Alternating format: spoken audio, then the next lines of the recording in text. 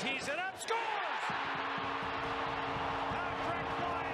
How's it going, guys? Hat-Trick Line or Carzy here with another video, and today I wanted to go ahead and look at the top 5 dirtiest players currently in the NHL. This is just my opinion, so if you don't agree, you don't have to hate. Just leave in the comments who you think I got wrong and who you think should be there instead. And without further ado, let's get into my top 5 dirtiest players currently in the NHL. Coming in at number 5, we have Nazem Kadri of the Toronto Maple Leafs, and a lot of people may not agree with this choice, but Nazem is definitely no stranger to controversial hit after controversial hit. Kadri is a player with immense skill and definitely has talent, but he has shown a dirty side in the last couple years, a couple different times. He's used his elbow, he's gone knee on knee, and he definitely racks up some penalty minutes for these plays. Kadri's most recent offense was a barbaric hit on Tommy Wingels in Game 1 of the playoffs in 2018 against the Bruins. It earned him a 3-game suspension, and it's the kind of hit that can end a career if you're not careful.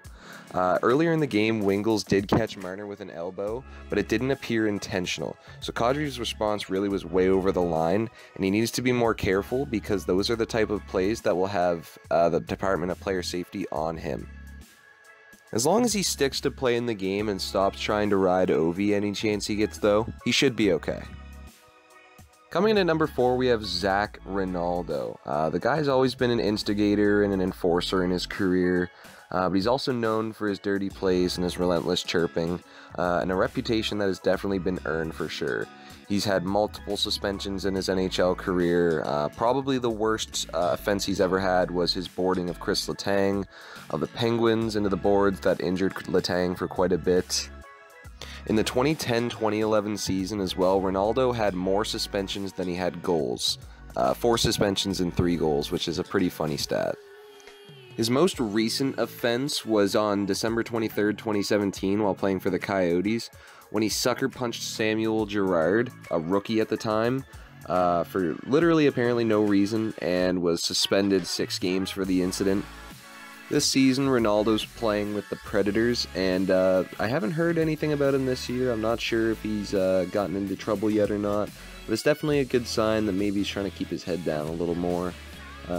Get a little cleaner, which is always a good thing, but you never know. Something could pop up one of these days.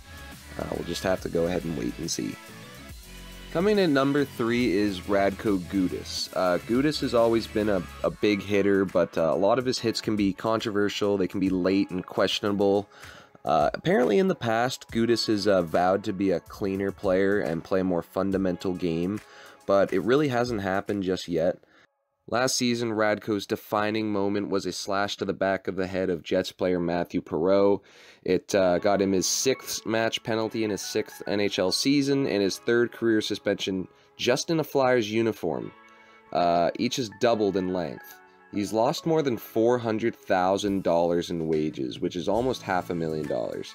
He sat out 10 games for the hit, and as a Jets fan watching it at the time, it was disgusting, disgraceful.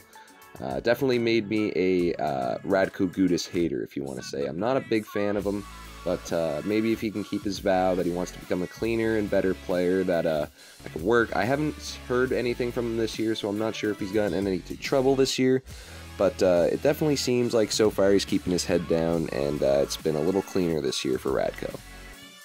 Coming in at number 2, we have Tom Wilson, a player fresh in everyone's minds from recent examples. He's definitely a player you'd rather have on your team than against you. Just in the last couple years alone, he's broken jaws, given concussions to players, and earned multiple suspensions. He's a repeat offender, and he's definitely built a career off playing a controversial style, targeting heads and late hits.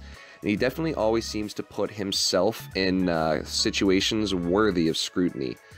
Situations where you look at it and you go, wow, like, you just did not have to do that.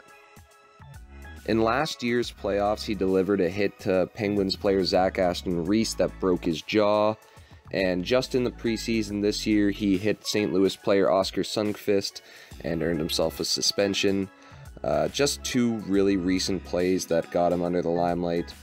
But Tom did in fact win a Stanley Cup last year, so obviously he's doing something right. He also got a nice big contract that in my opinion is definitely not worth it. But Tom is definitely controversial, and he definitely ranks up there with my dirtiest players, but he's not quite the dirtiest. As long as Tom can stay away from Ryan Reeves, I'm sure he will be okay. And coming in at number 1, it may have been obvious, is Brad the Rat Marchand, a player who can sometimes be so dirty that even his own team's fan base often has trouble defending his actions. Clipping, slew-footing, elbowing, spearing, and on top of that, he's a frequent diver, which irks players as much as fans. Brad has definitely garnered a lot of hate towards him, and obviously there's not a lot of blame to throw anywhere but him. There's a lot of fans, a lot of players that aren't a big fan of him. But if you really think about it, if he's on your team, would you hate him? The answer for me is no. If Brad Marchand was a Winnipeg Jet, I'd love him. It'd be awesome. Obviously, though, he plays with an edge that is not liked by many, and it's definitely hard to argue that he is one of the most hated players in the NHL. And of course, when talking about Brad and his antics, you cannot forget about the lick, an iconic moment, one of the biggest moments from last year in the playoffs. Just a bizarre moment in hockey that will definitely go down as one of the more interesting occurrences in a playoff game. Just weird. I really don't know how to describe it. I mean, there's getting in your opponent's head, but is that really necessary? Jeez. The one thing I think about Brad that stands apart from some of the other dirtier players is Brad has definitely embraced it. You can tell people don't like him. The moment in the All-Star game 2 years ago when he dove and tried to get the ref to give him a penalty was pretty funny. He likes to have fun with it, and he knows people hate him, and I definitely admire that about him. He's a personality, which there isn't a lot of in hockey, and he's definitely fun to watch when he's not diving around or hitting people from behind. A skilled player who, if he were to stay out of the box, could be one of the game's best. And that's it for this video, guys. If you have any disagreements or you want to let me know of a dirtier player that should have been on the list, let me down in the comments below. I know this video is controversial, but this is just my opinion. So just throw some love down in the comments, throw some opinions, throw some dirtier players, and I will catch you guys in the next one. Thanks for watching, and have a good day.